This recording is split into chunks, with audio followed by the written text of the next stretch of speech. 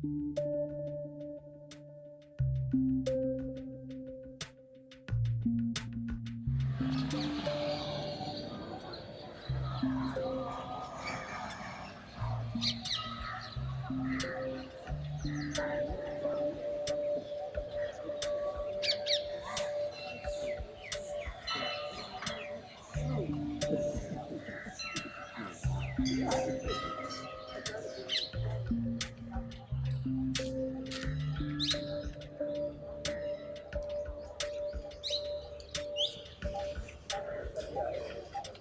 is said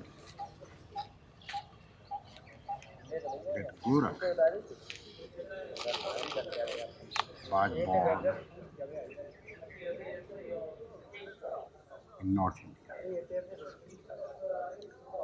in a place which is known as Gorakhpur. It is on the border of Nepal. When he was 9 years of age, he left the house and he went to Nepal. About 150 kilometers from Kathmandu,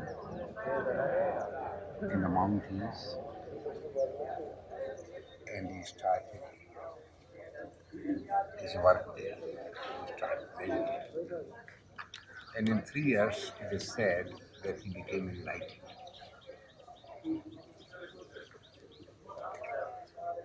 After enlightenment, he started traveling in the whole of Nepal. So the monarchy which was there during that time, in 8th century, became the disciples of Guru. Since the king became the disciple of the Guru, the whole country started following Guru. At present, there is a very beautiful temple of Gorakh in Nepal, in the mountains. And he is supposed to be the most important master of Nepal. So if you name this name in whole of Nepal, everybody knows who was Gorakh. Still the people are worshipping him. After conveying his message in Nepal, he left and entered into India again and started traveling. He was passing this way, and that time there was a monarchy in this area which is known as Chandelas. They were ruling in this area. They were ruling in the whole central India,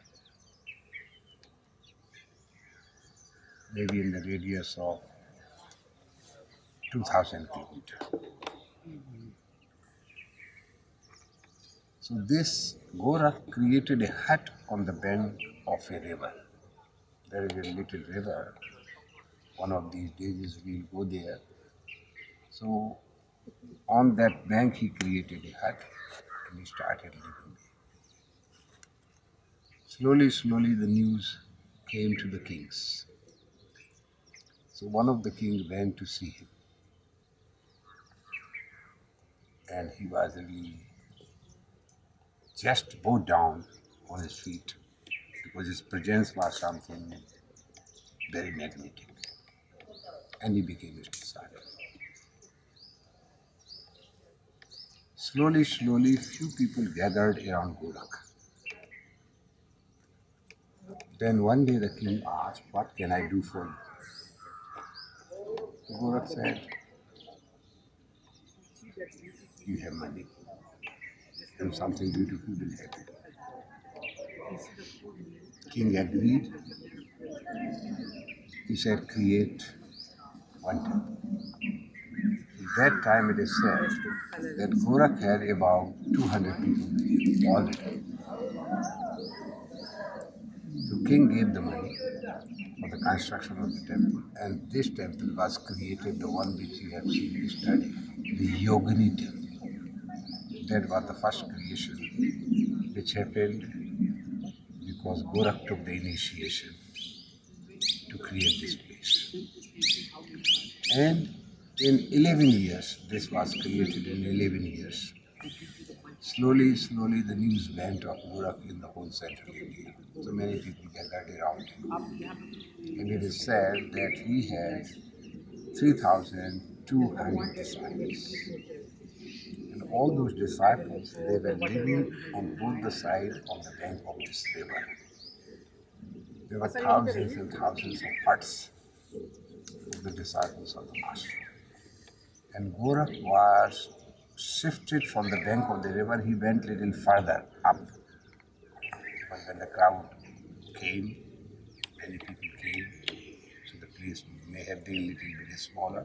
So he shifted little bit further, about half kilometer more than the river.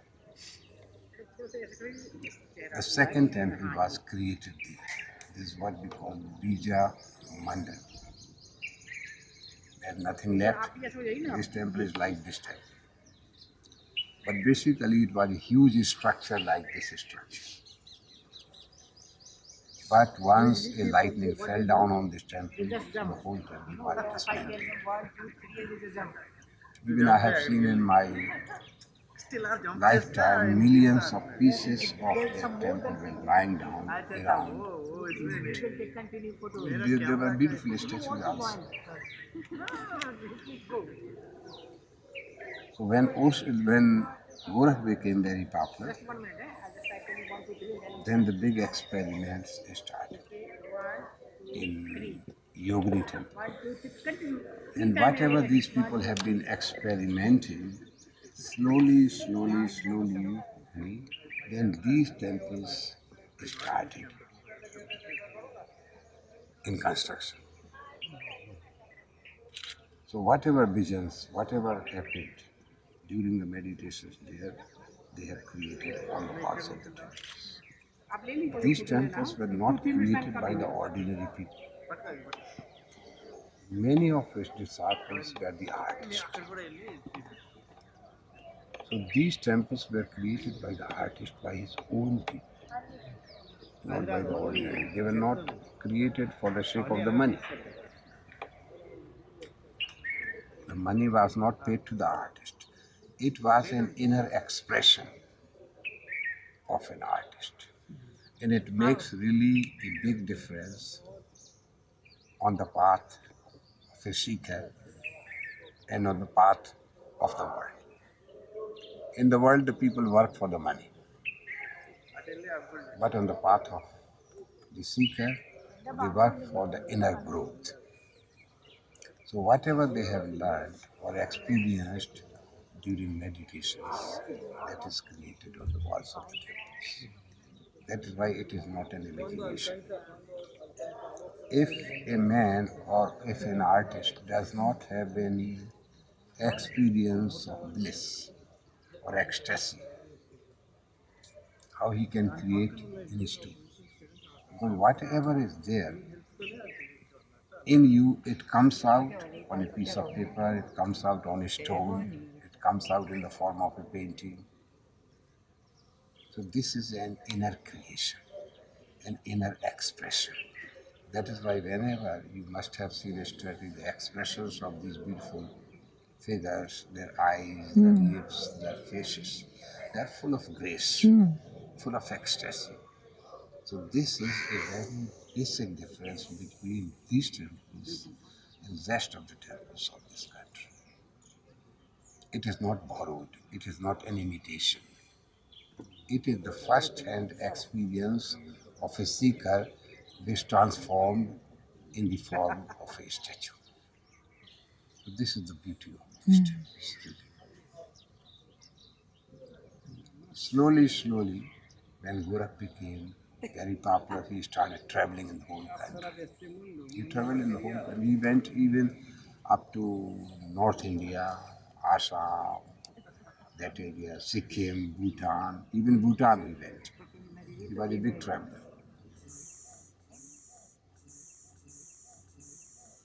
And finally he settled down again here. But before leaving his body, he left this place and went back to his place where he was born, and he left the body there. Now for the Hindus, he is supposed to be an incarnation of Shiva. If this man would have been not there, we would have really not known Tantra at all. As I was telling you yesterday, that the Tantra started from Shiva and Shakti. After there was a dark period up to 8th century. It was not known to the world. When Gorakh entered, he revealed the mysteries of this path again to the world. And when Gorakh left his body, again there was a dark period, for maybe for 2000 years. Then Osho came. He made available Tantra to the whole world. Before Osho, Tantra was a black magic, rituals. It became the path of the meditation. It was really the path of the meditation when it was started. So the journey of Tantra, I always say, it started from Shiva and Shakti. It came to Gorakh, Gorakh to Osho, and Osho to us. I remember those days in 1968. There was a big conference on Tantra in England. Two people were important to organize this international conference on Tantra. The first was very close to Osho. He used to come very often to visit here. His name is Dr. Ajit Mukherjee.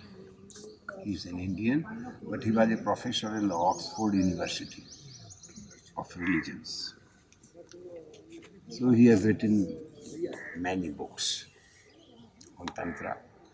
But whatever Tantra was prevalent that time in India, he wrote about that. Ritualistic part, little bit black magic was involved in it. And then another gentleman is an Englishman, his name is Philip Rawson. So they organized this conference and there were hundreds of participants from all over the world. And main object of this conference was the paintings of Tantra. They were exhibited there. The real essence of Tantra was not conveyed to the world in this conference. It is only Osho, he brought the real essence of the Tantra to the world. Even in that conference, the meditations were not discussed or talked much. Rituals dominated. Mantras and yantras dominated, but not the meditations. But Osho made the path of meditations as far as Tantra is concerned.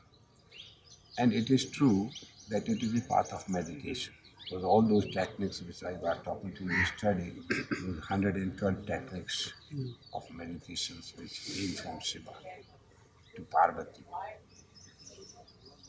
were not taught at all. But this is Osho who talked about it. This book has been really unknown to the world. Nobody talked anything about this book in this conference also. You mean the Vijnana Bhairava? Vijnana Bhairava Tantra, the book of secrets. We are all amazed that how Osho found out this book, how this book came into existence, really. He has not talked about it, from where he found this book. But nobody before him talked anything about this book. I've been involved on this path from the very beginning. So I know many important writers, people, those who have been on this path. And I am in such a place which is a pilgrimage for a tantric. So I had an opportunity to meet writers of Tantra, mystics of Tantra. I had an opportunity. The depth which Osho conveyed to the world of this path was never conveyed by anybody. How this place came to life to the world. Gorakh has not said anything why he has chosen this place, but this place must have been clicked. why it became the center of the Tantra of this world. And it was the most important place for Osho also. That's why he has visited this place, I think, hundreds and hundreds of times. He has written in Glimpses of Golden Childhood, he says, sometime when he was absent from his house for a week, the parents used to telephone to all the relatives. They were thinking that he might have gone to see some of the relatives. And when the relatives would say that he has not come to us, then the family was sure that he must be in Khajuraho. So now you can imagine that how many times he had not come to this place. And he always used to say to me that if an ashram will happen in the life sometime, it will be a living Khajuraho. These were his words. So this is what a deep experimentation he has done in his life, that he has created a living Khajuraho in Pune, or throughout his life.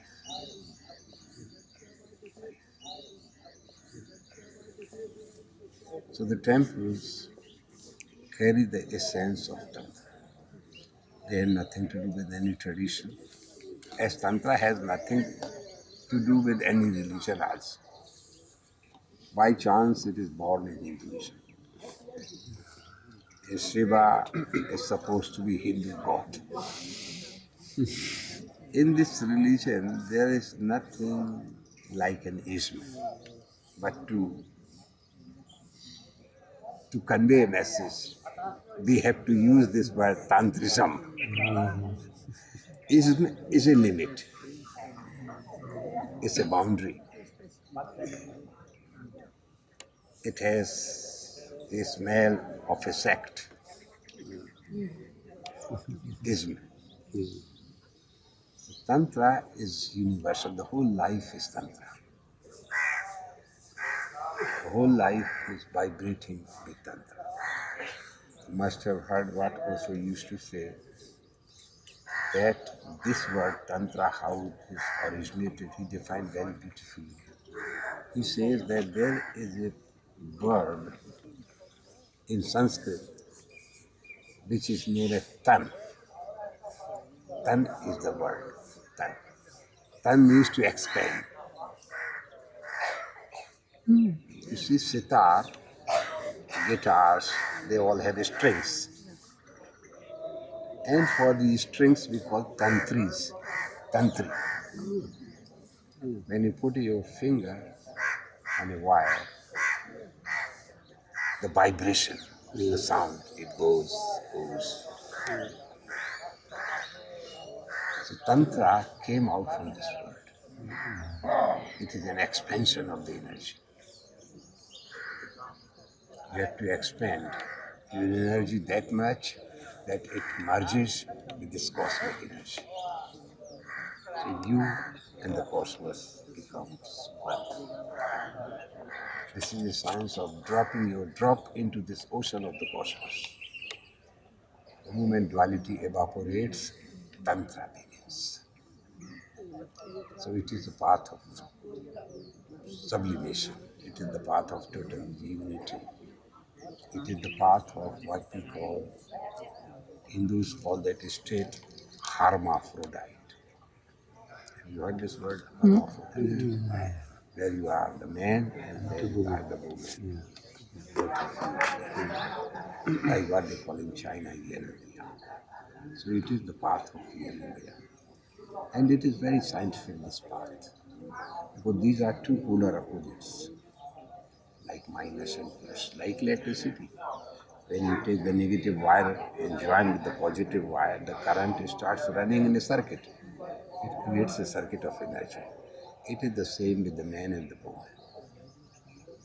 So Gorakh has devised many techniques how this unity can happen between two opposites, between two polarities, the man and the woman.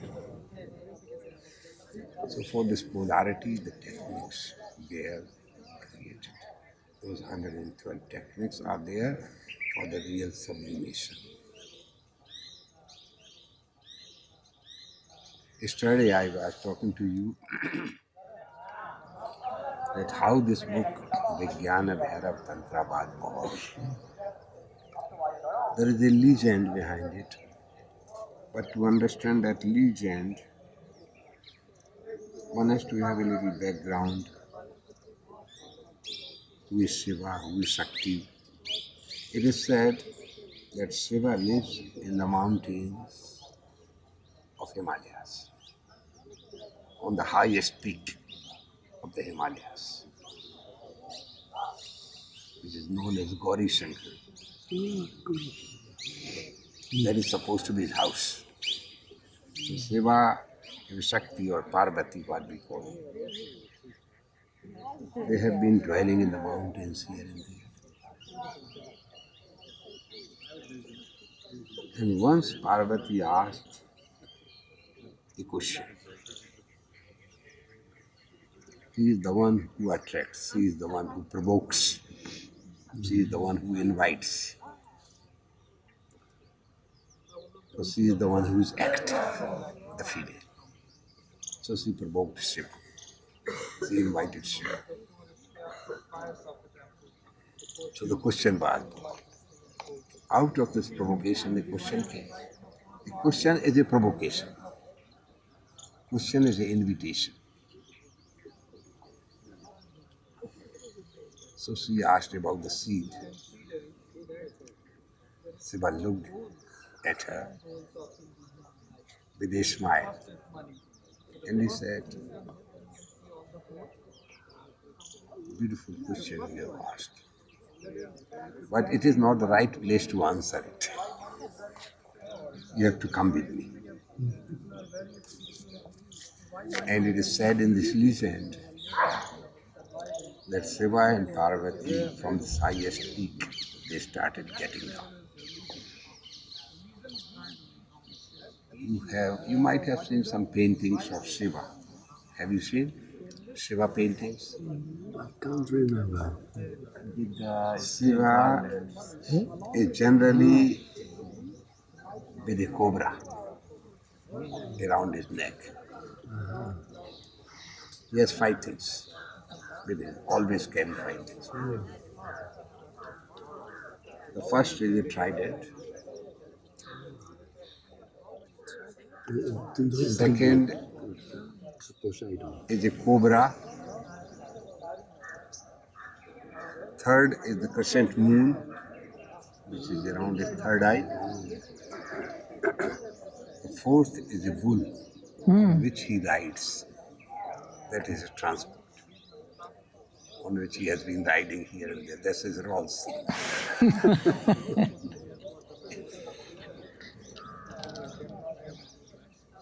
So they got down a little bit. And the first thing Shiva dropped from his neck was a cobra. Cobra is a symbol of time. Of time? Time. Time means death. That's why Hindus call it Kal. For a cobra, Kal, Kala. Like Kali. Have you heard the name? Kali, yeah. It comes from Kala. Cutting the head, Yeah. cutting the death, taking you beyond death, taking you beyond time, to recreate you again, to make you newborn again. So she is carrying the skull. She is a guardian of his skull. Death, fear, time, tomorrow and yesterday. She wants to bring you back into the present, into the moment. So the first thing Shiva dropped was a cobra. Because such a question cannot be answered in time. It can be answered only in eternity, where time ceases, and only in the moment. So Hindus have named this peak of the mountain Nag Parvat. Nag means cobra. Still, the name is there. This is one of the peak of the mountains in the Himalayas, what we call Nag Parvat. Then they walked a little more. The second thing he left was a trident. Trident represents from one point he creates, from another point he protects, and from other point he transforms. This represents this. This is the Trinity: creation, protection, and transformation, or destruction. Because in each destruction, creation is hidden. This is what the scientists they say, that you cannot destroy the matter. At the most, you can transform the matter into energy. But the same energy can be transformed again into the matter. The matter will change form. They have been doing this experiment, big experiment in Switzerland, in Swiss, with the colliders, The color. Certain. Yeah. dissecting the smallest part of the atom. They found it out in this experiment in Switzerland that there is a small part of the atom which cannot be divided anymore. No division can be made out of it. That is the ultimate synthesis. And even the scientists we can call it a God. We can call it divine. The one which cannot be killed, which cannot be destroyed, which cannot be dissected, which cannot be analyzed anymore. It can be a perfect thing. So this is the smallest part of the atom.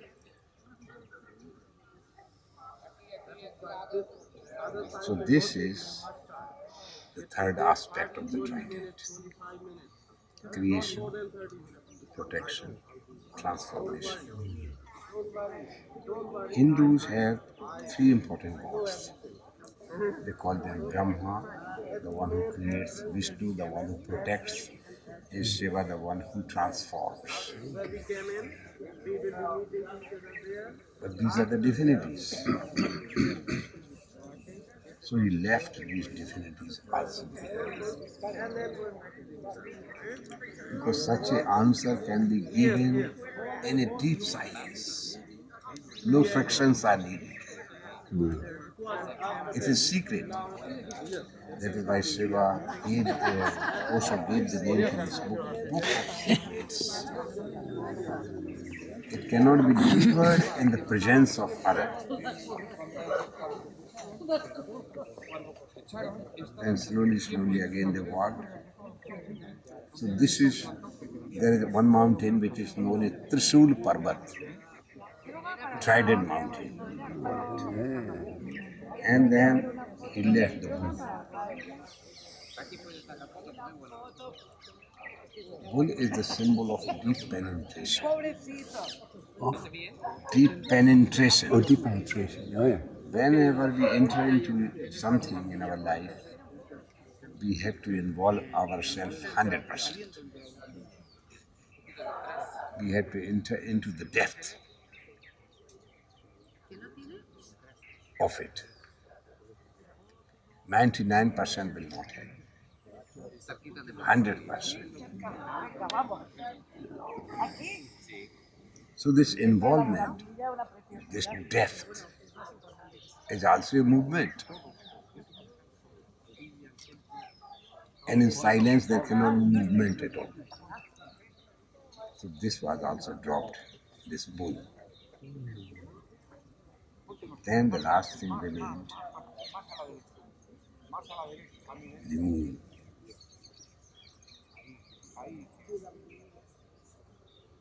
The symbol of moon is coolness. It makes you calm and quiet and serene. But moon is an object. Because of the moon, you have become cool. So even this object to make you serene, to make you blissful is not needed. No tools are needed. No meditations are needed. So he also dropped it. So they gave the name to this mountain Chandra Parbat. They exist even today. And when they got down slowly, they reached to a cave, which is the most important cave of the people of this country, in the mountains, in the Himalayas. Last year, I think, 4 million people went to visit this place. And I don't think that all those 4 million people, those who went to visit this place, for what they went. They went out of a tradition. Everybody is going, so I am also going. And this place is known as Amarnath. Amarnath. It's the most important shrine of the Hindus of this country. Highly visited place. It is open just for 2-3 months. Amar means immortal. Once you are in this cave, you become immortal. Death ceases for you. You cannot die. You became immortal. That is the state of Buddha.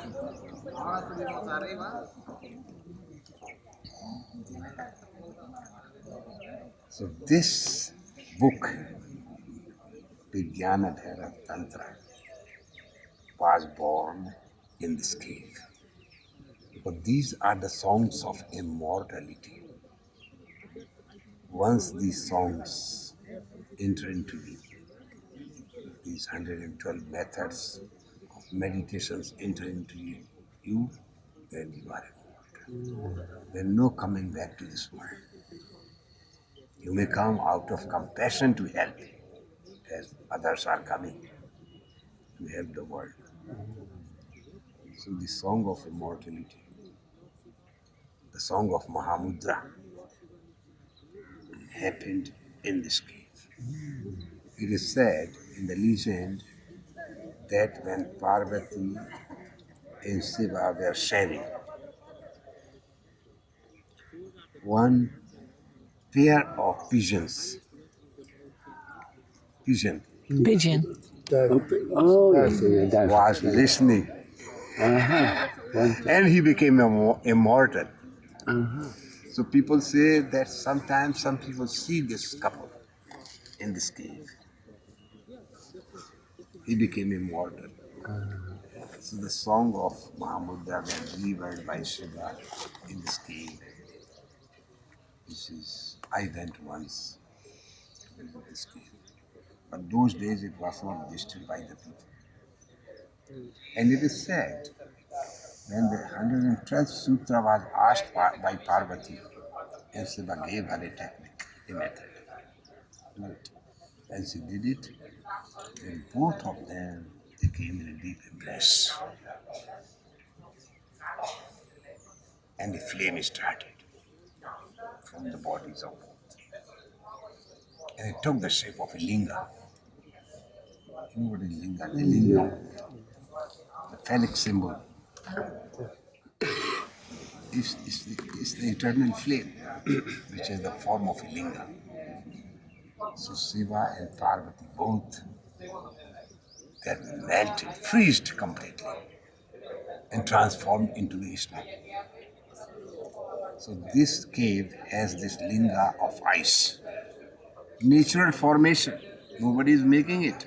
Inside the cave, it is formed about 5 meters high linga. So when they were freezed, Shiva and Parvati, this is the ultimate. When the song was delivered, last song, the duality of Shiva and Parvati basically. They just became one. When they became one, the creation stopped. Everything stopped. Everything was deep silence. No movement. No movement. The movement finished. And for a creation, we need movement. Without action, without movement, nothing can be created. You cannot create a child without movement. Animals has to move, birds has to move, plants has to move. The seed has to move from the fruit to become another tree, another plant. So this whole movement was stopped, ceased completely. So all the gods and goddesses were saved. Darkness. So they went to Amarnath, to this cave, and all the gods and goddesses, they started praying to Shiva and Shakti. Please come out of this union.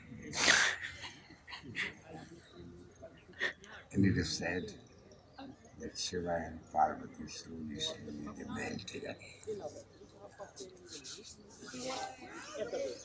And the world started moving again. The sun started rising, the moon started rising, everything. The wind started blowing.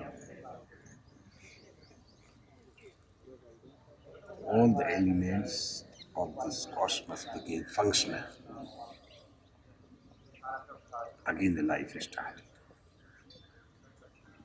So now you can imagine how beautiful is this movie. It conveys the song of immortality. I don't know how many Hindus know about it. So this place is really unique place because it has the message of Tantra. And you see the basic techniques used to happen here in Yogini temple. When the people were grown, the couples, those who were grown, then they were meditating in these temples. So in the temple there is a space for two couples or one couple. Later on when we go around the temple I will. So what kind of techniques were happening, Osho used to tell me. And I used to go with him, he was telling me this was the technique. So it's enough now? Yeah, it's enough.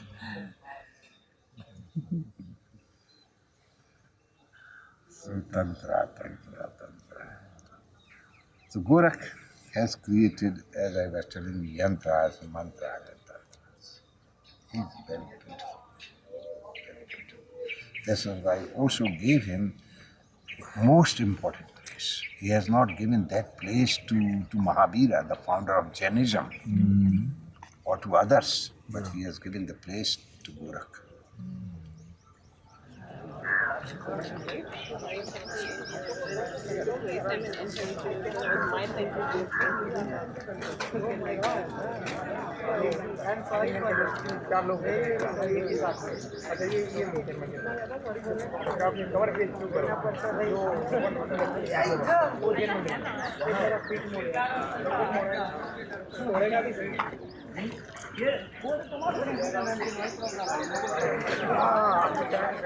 She runs like a mad in the whole jungle. Because when she is on the heat, a certain fragrance comes out from her body. And she thinks that this fragrance is coming from this corner, from that corner, from this corner, from this side. So she is running like mad. She does not know that it is coming from her own body.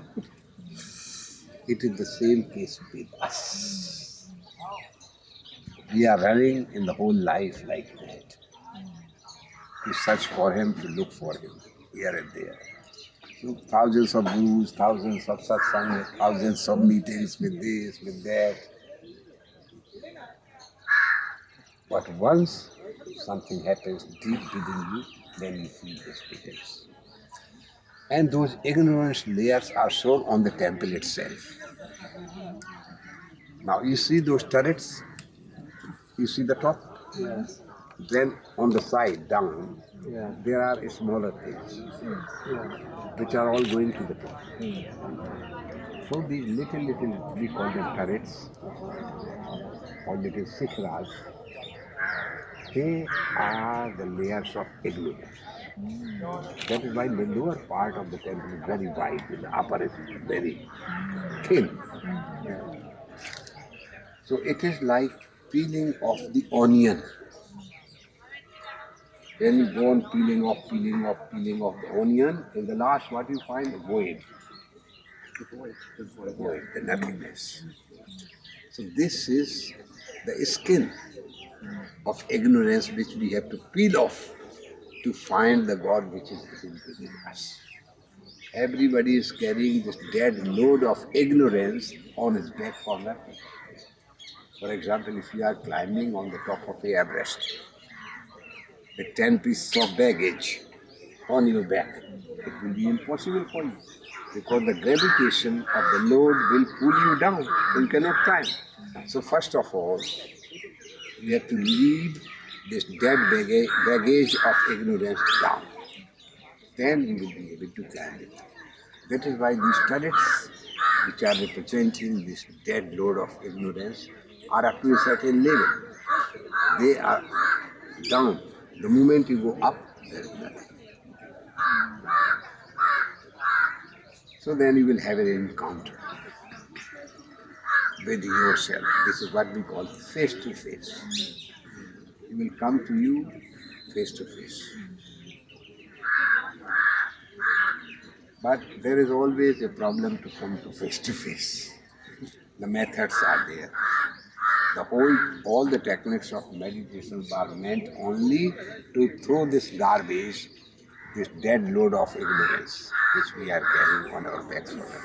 When you arrive there on the top, then you see the middle pot. Yeah. It contains three things in it. First we have a ring. You see the ring? Yes. Ring is known as Amalika. The name of it in Sanskrit is Amalika. Then we have a pot, big pot. Yeah. Amalika Kalisha.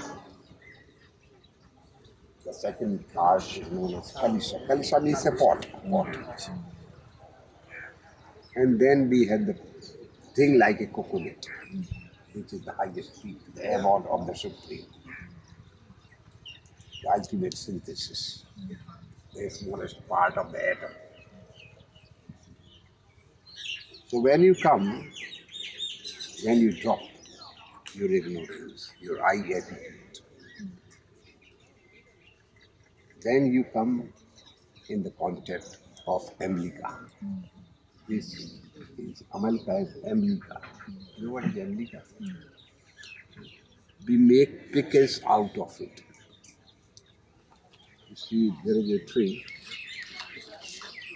Those trees which are growing there, the small trees, that is the tree of Amalika. Amalika is a fruit which is used to make pickles. Indians are very much fond of pickles. I think you can find this in Holland also. A lot of Surinamese are there, so they sell the pickles of Amalika also. You see, the quality of this fruit is this, that if you eat it raw like this, then your whole mouth becomes very pungent. Yeah, something like lemonness, like lemon taste. Yes. It's not exactly like lemon, but it is little bit you feel the lemonness taste. But after eating it, if you drink a glass of water, the whole mouth becomes very sweet. Very sweet. So the path of truth is very bitter. Very bitter. But once you arrive it, there it becomes very sweet. It's painful thorny. What society says, what relatives say, what friends they say, we have got that, this, that. So many things. But finally, when you arrive, then you are in bliss. You are deeply content. Then you dance. So this is the symbol of this fruit, Ambika. And then we have the pot. This Kalisha is supposed to be full of ambrosia, amrita, amritam, ambrosia, nectar. Nectar. Oh, yeah. Friend is called Amrita. This is nectar. This is the immortality of drink. This is the drink. If you drink, then you are immortal. Then you never die. Then you become immortal. Then you become Buddha. This is in the state of Buddha. Then you become in the state of Buddha. Then you just relax on the abode of the field. In this concept, and that is mountain, or is the mountain. This is the highest abode for the soul. Then you are the blessed person. Children of the earth. This is the whole symbolism of the shape of it. Means you are going to encounter yourself. It is not an outer God, but the outer God is very big. It's not.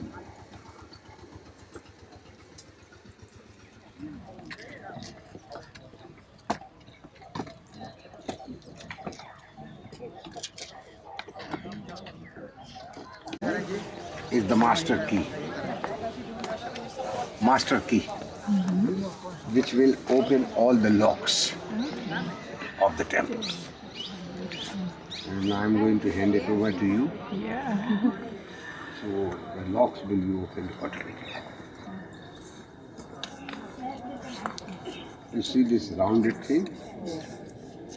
These shells, conch shells. So this rounded thing is the symbol of the moon. We call it Chandra Shila. For the moon we call it Chandra. Chandra Shila. And these are two sankhas. Sankhas means conch shell. So in olden days, whenever the people used to come to meditate in these temples, the couple was supposed to stand on it for a while, for a couple of minutes. And you know the quality of the moon. Moon has a very soothing effect on the mind. It's soothing. It makes you calm and quiet and serene and peaceful. The agitation which was going in the human mind of the thoughts, the speed of the thoughts is slowed down.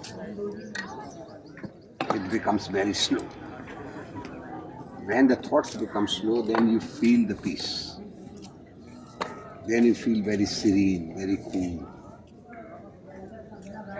That is why sometimes during the full moon time, people become mad.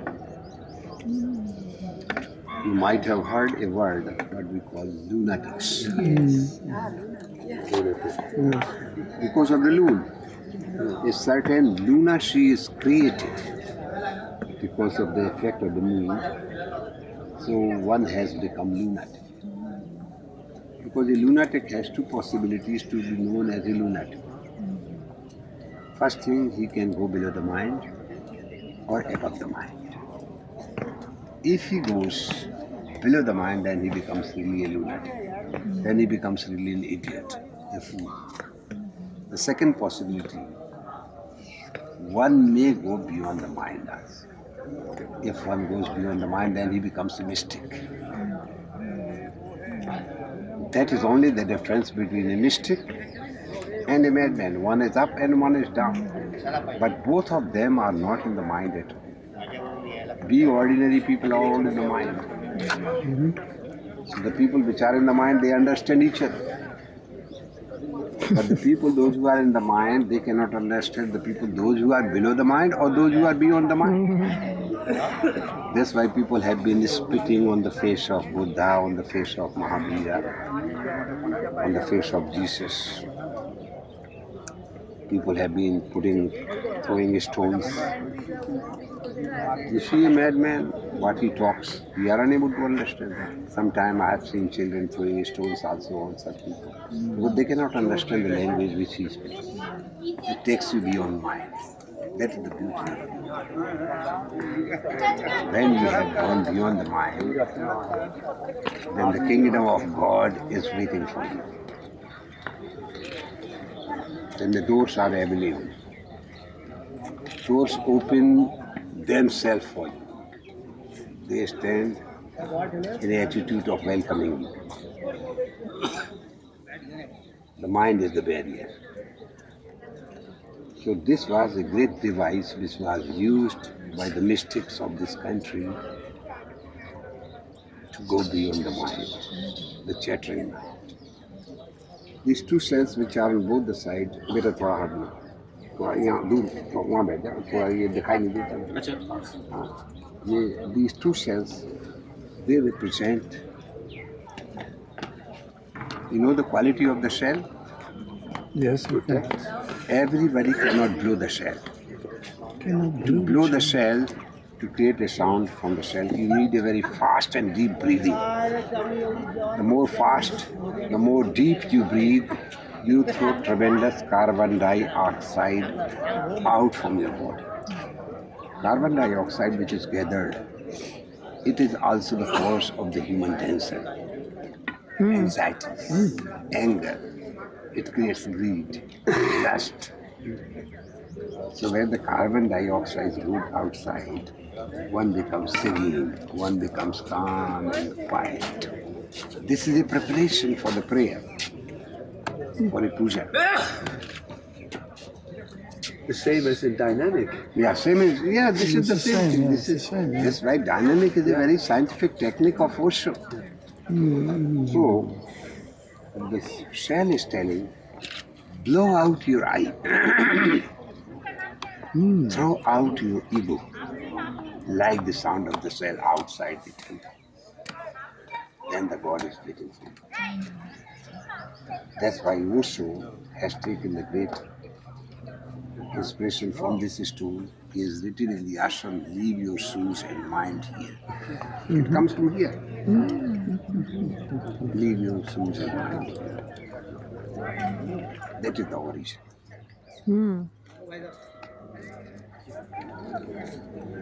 So the mind is not needed. So when you are empty, then the doors are open. That is what Jesus used to say. The more you save, the more you lose. The more you lose, the more you gain. It is the law eternal.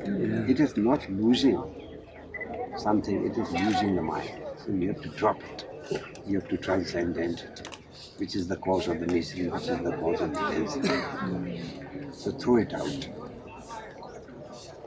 When you are empty, then there is enough space for the divine to enter within you. You are full, so there is no room for him to come in. So how the prayer will happen? How the meditation will happen to you? You have to create a space for him to come in. Generally the people are full. The glass is full. There is no space to put one more drop in it. So you have to create a space for him to come in. So these devices were used by these tantrics, by these mystics of this country.